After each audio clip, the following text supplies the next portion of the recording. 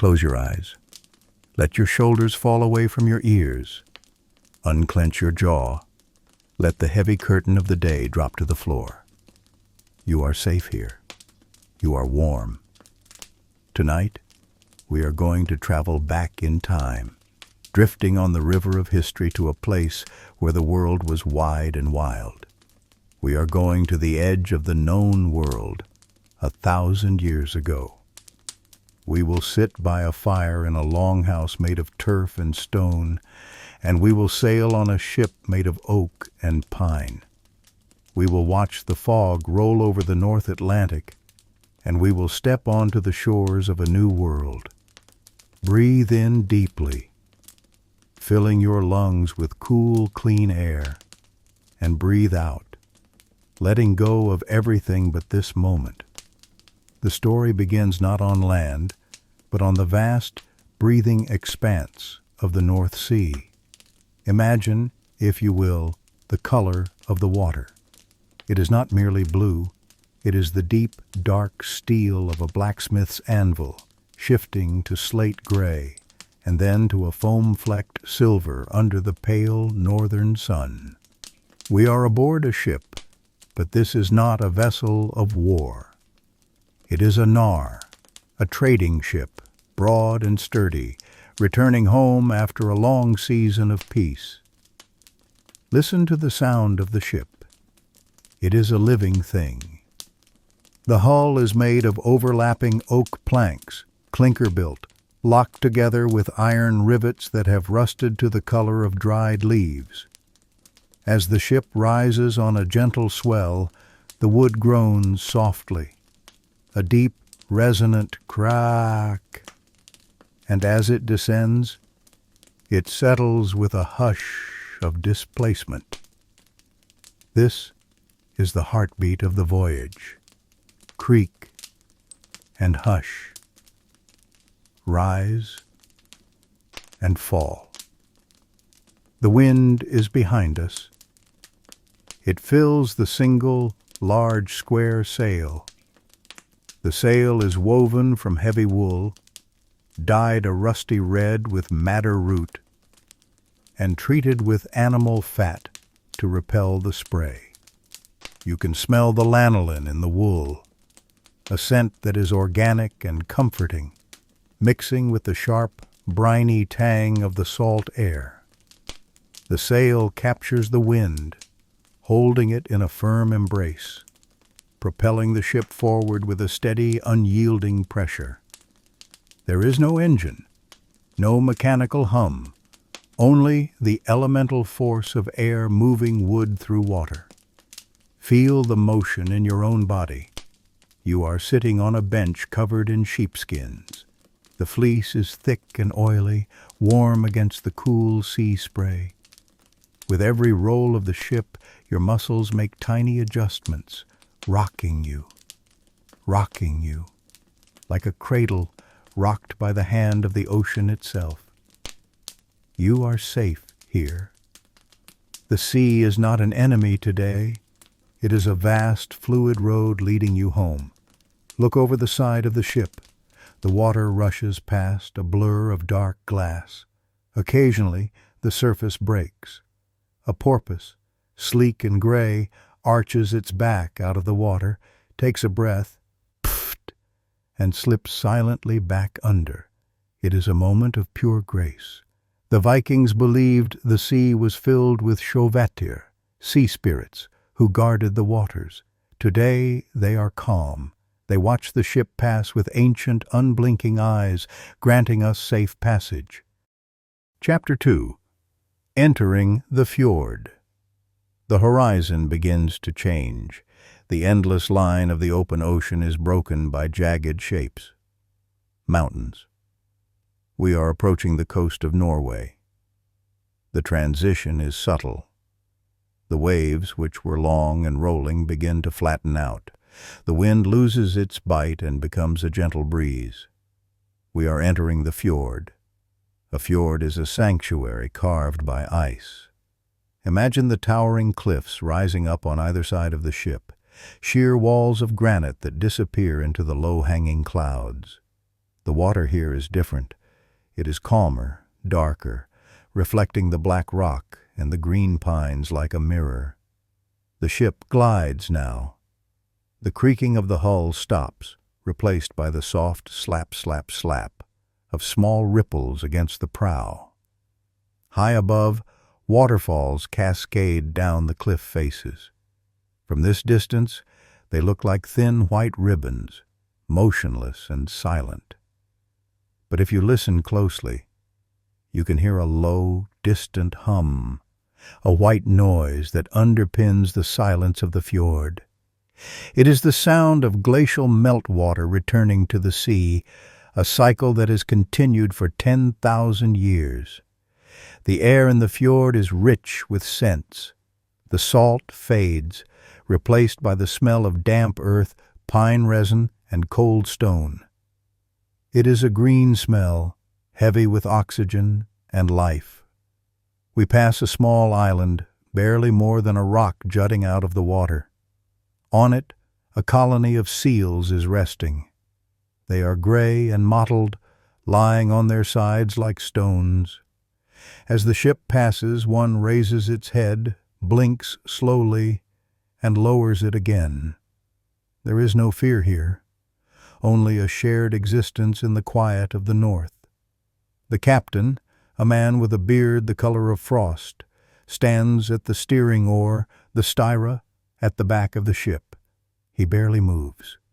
He reads the water like a book. He knows where the currents swirl, where the rocks hide. His hand on the tiller is gentle, correcting the course with minute movements. He is guiding us in. Chapter 3. The Rhythm of the Oars. The wind drops as the fjord narrows.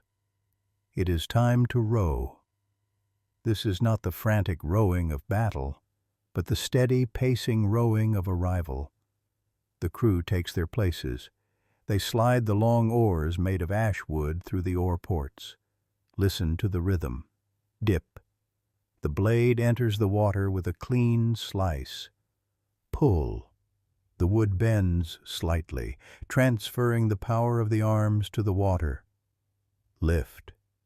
The blade emerges, dripping diamonds of water. Swing. The rower leans forward for the next stroke. Dip. Pull. Lift.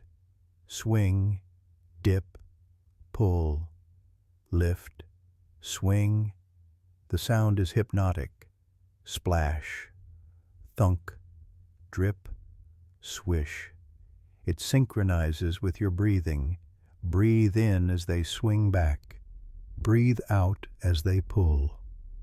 In and out. The ship moves forward in surges, a heartbeat of motion. The crew does not speak. There is no need for words. They are united in the rhythm, a single organism moving across the surface of the black water. We pass under the shadow of a great mountain. The air cools instantly. The sun is blocked, and we are in the twilight of the cliffs. But ahead, a beam of sunlight breaks through a gap in the peaks, illuminating a patch of green on the shore. It is the homestead. It is Heim. Chapter 4. The Arrival. The ship slows. The oars are drawn in, sliding wet and shining into the hull. The ship coasts on its own momentum, drifting silently toward the wooden dock that extends into the water. The wood of the dock is silver gray, worn smooth by generations of feet and keels.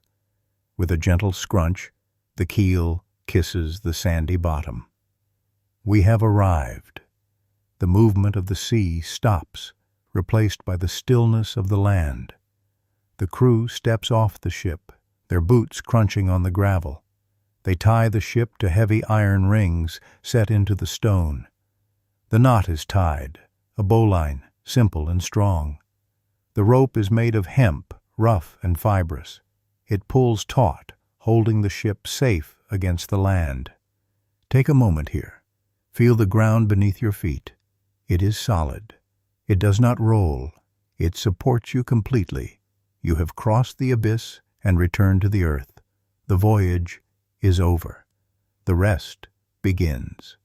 Chapter 5. The Turf and the Stone. The village is not a crowded city, but a cluster of farmsteads nestled in the valley bowl. The houses are built to breathe with the land. Look at the Longhouse. It is low and long, hugging the ground to escape the wind. Its walls are not just wood, they are alive. They are built of turf, blocks of earth cut from the bog, stacked like bricks. The grass still grows on them. In the summer, the house is a green hill. In the winter, it is a white mound. The roof is covered in birch bark, layered like shingles, and then topped with more turf. Wildflowers bloom on the roof, bluebells and buttercups swaying in the breeze. A goat is grazing up there, indifferent to the world, chewing slowly. Chomp, chomp, chomp. We walk past the houses. The path is beaten earth, packed hard. To our left is a stone wall, built without mortar. Each stone was chosen for its shape, fitted together in a puzzle of gray granite. The stones are covered in lichen, star-bursts of orange and pale green. Run your hand over the stone in your mind.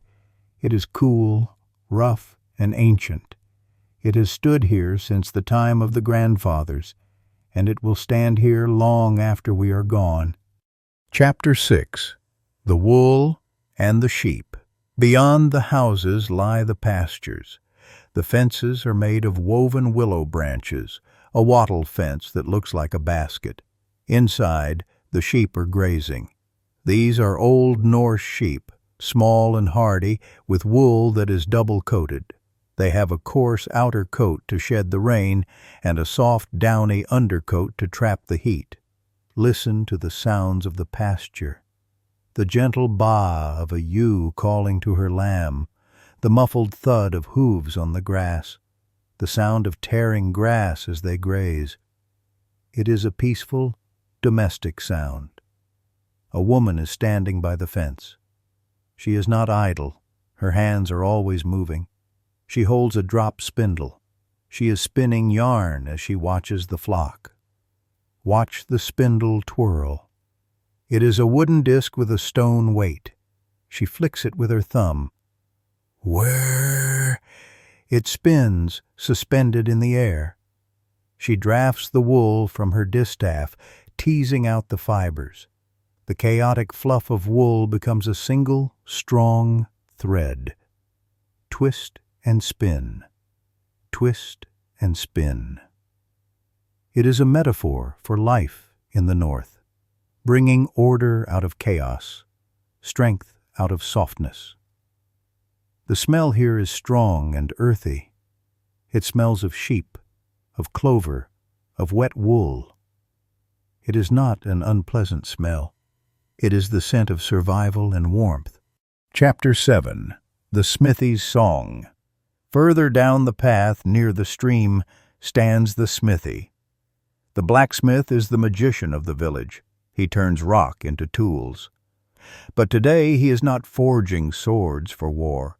He is making a latch for a door, a simple tool for the home. Listen to the song of the metal. Whoosh! The bellows breathe, feeding air into the charcoal fire. The coals glow from a dull red to a blinding orange. Clang! The hammer strikes the hot iron. Clang! Clang! The sound rings out across the valley, a clear bell-like note that marks the passage of time. The rhythm is slow and deliberate. The smith is not rushing. He examines the metal, turning it with his tongs. He cools it in a bucket of water. Hiss! A cloud of steam rising up to the rafters. The smell of the smithy is distinct. Ozone, hot iron, and charcoal dust. It is the smell of transformation. Chapter 8. The Forest Bath. We leave the village behind and walk toward the tree line. The forest, the Vidder, is the true ruler of Scandinavia. We step under the canopy. The light changes instantly. It becomes filtered, green and gold dappled by the leaves. We are walking on a carpet of pine needles. They have fallen for centuries, creating a floor that is soft and spongy. Your footsteps make no sound here. Silence is the gift of the forest. Look at the trees, the Scots pine with its reddish bark that looks like puzzle pieces, the Norway spruce, tall and dark, its branches drooping like heavy skirts, the birch, white and slender, its papery bark peeling in curls. We find a patch of moss. It is deep green, almost luminous.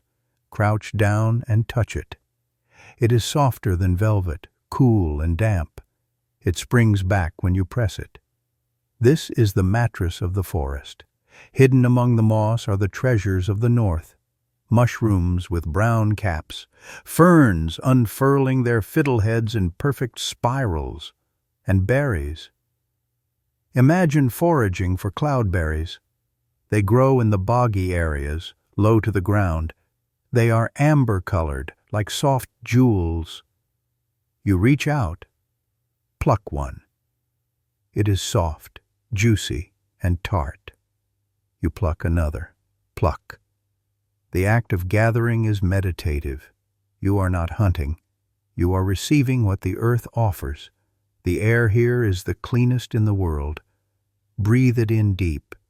It smells of pine sap, that sharp, sticky scent, and of decaying leaves, a rich mushroomy smell that signifies the cycle of life and death.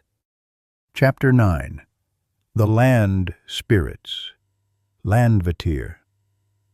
In this silence, it is easy to believe in the Landvatir. The Vikings believed that every rock, every stream, and every tree had a guardian spirit. We approach a large boulder in a clearing. It is covered in gray lichen. We do not climb on it. We do not chip it. We respect it. Perhaps we leave a small offering, a single berry or a smooth stone from the river, on the ledge of the boulder, a gift for the Huldu folk, the hidden people. A stream cuts through the forest.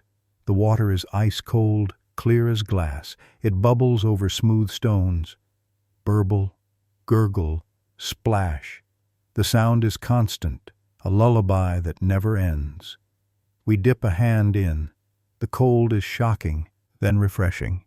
It wakes the senses. This water has melted from a glacier, traveled through the veins of the mountain, and is now here, offering life. Chapter 10. Entering the Longhouse. The sun begins to dip below the ridge. The air turns cold, the blue twilight settling over the land. It is time to go inside. We return to the Longhouse. The door is heavy oak, bound with iron straps. We pull it open. Creak. We step over the high threshold, meant to keep out drafts and bad spirits, and the door closes behind us with a solid thud. The world outside is gone. The wind is gone. The cold is gone. We are enveloped in the womb of the house. The interior is dim, lit only by the long central hearth that runs down the middle of the earthen floor. There are no windows, only the lyre, the smoke hole in the roof, which lets in a faint square of gray sky. The air is thick and rich. It consists of layers of scent. At the bottom, the smell of the earth floor and the dry straw strewn about. In the middle, the smell of roasting meat, baking bread, and human warmth.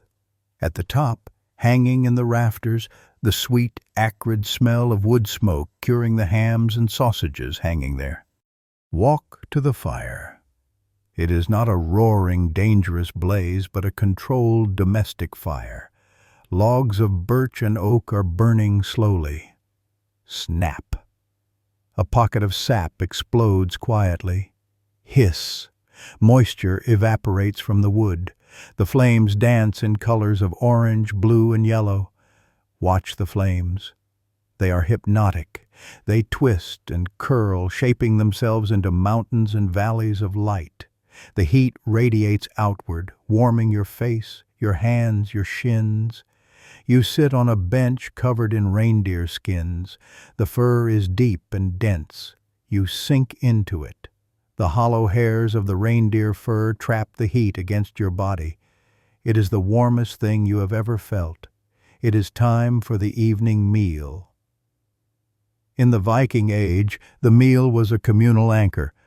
An iron cauldron hangs over the fire on a heavy chain.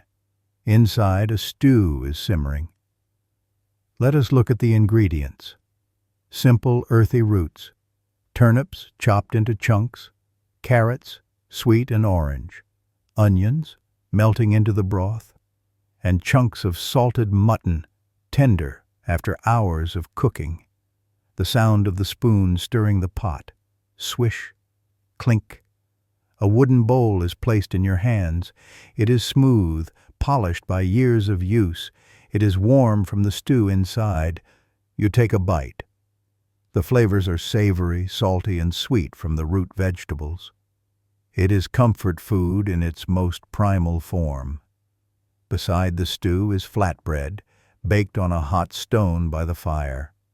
It is crisp on the outside, soft on the inside, tasting of barley and wood smoke.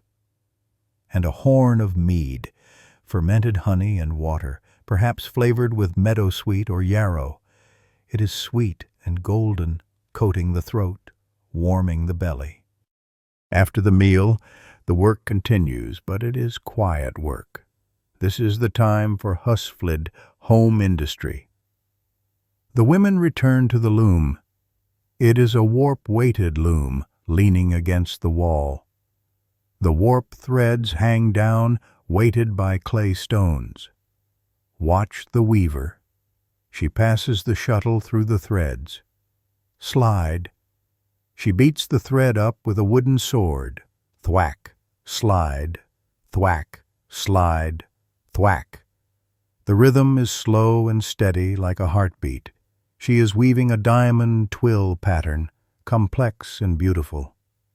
The Vikings believed the Norns, the three goddesses of fate, wove the destinies of men like threads. Tonight, the destiny is simply a warm cloak for the winter. A man sits by the fire, whittling a piece of wood. He is carving a toy for a child, a small wooden horse. Scritch, scritch. The knife shaves off thin curls of wood, which fall into the fire and flare up. He is focused, his breathing slow. He is not just making a toy. He is putting his care into the wood. The hall is filled with the murmur of low voices. There is no shouting, just the gentle exchange of the day's events. The sheep are well. The barley is golden. The ship has returned. Then an elder begins to speak. It is time for a story. Not a saga of war, but a story of the gods in their peaceful moments. He tells of Idun and her golden apples. In Asgard, he whispers, there is a garden that never fades. And in that garden walks Idun. She carries a basket of ash wood. And in that basket lie the apples of youth. They are gold and cool to the touch. When the gods are tired, when their bones ache from the weight of the world, they take a bite. Crunch. And the juice is like the spring rain, and their weariness washes away. The voice of the storyteller is a drone, a low vibration that settles in your chest. The children's eyes grow heavy. The dogs by the fire let out deep sighs, twitching in their sleep. The fire burns down. It is no longer a flame, but a bed of glowing coals, the gledder, a bed of rubies breathing in the dark. The activity in the hall ceases. The loom stops. The carving stops. People move to the sleeping platforms along the walls. They draw the heavy wool curtains, creating small private caves of warmth. But before we sleep, we must look at the night. We step out the door one last time. The transition is absolute, from the warm, smoky gold of the hall to the crisp, silent blue of the night. The wind has died completely. The world is frozen in a crystal silence. The snow has begun to fall. Fun, the deep, drifted snow. It falls in large, soft flakes. They make no sound as they land. They settle on the roof, on the fence, on the ground, smoothing out the edges of the world. Everything becomes round and soft. Look up. The sky is a vast dome of velvet black, pierced by millions of points of light. There is no light pollution here.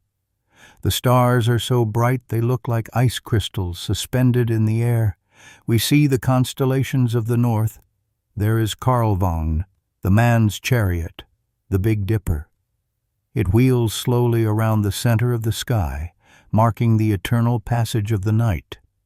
There is Friggjörokr, Frigg's distaff, Orion's belt, the three bright stars hanging in the south. Just as the women spun inside, Frigg spins the clouds in the sky. There is Leidarstjarna, the guiding star, Polaris. It does not move. It is the nail that holds the sky in place. Focus on that star. It is steady. It is constant, like you. And then, the Norderljós, the northern lights. They start as a faint green glow on the northern horizon. Then they unfurling like ribbons of silk, green, violet, and white. They do not move quickly tonight. They drift. They shimmer. They fold over themselves like curtains in a slow breeze. They are the spirits of the ancestors, dancing a slow waltz. They are not scary. They are guardians. They wrap the world in light. We remember the Tomt, the little house spirit. He is small, wearing a gray tunic and a red conical cap. He lives in the barn. Before we go in, we leave a bowl of porridge by the barn door. A pat of butter melts in the center. We imagine him finding it. He eats it happily. Then he begins his rounds. He checks the cows. Pat, pat. They are warm. He checks the sheep. Pat, pat. They are safe. He walks the perimeter of the farm. His small footprints in the snow are the seal of protection. He watches, so we do not have to. You can let go of your vigilance. The Tomte is on guard. The ancestors are watching from the lights. The walls are thick. You are safe. We return to the bed. We pull the furs up to our chin. The heavy weight of the reindeer skin is comforting. It presses down, grounding us. Close your eyes. Imagine the great tree, Yggdrasil. It stands in the center of the universe. Its branches stretch up to the stars, holding the planets like fruit. But we are not in the branches. We are going down, down to the roots. The roots go deep into the earth, deeper than the snow, deeper than the stone, into the warm, dark earth. One root drinks from the well of wisdom. One root drinks from the well of fate. We curl up among the roots. They are massive wooden arms holding us. We are connected to the earth. The tree breathes. In, the sap rises. Out, the sap falls. In, out. The fire is just a spark now. The world is wrapped in wool and snow. The ship is docked. The sheep are sleeping. The hammer is still. The thread is spun. There is nothing left to do, nothing left to carry. The darkness is soft. The silence is complete. Rest now. Rest in the north. Rest. Sleep.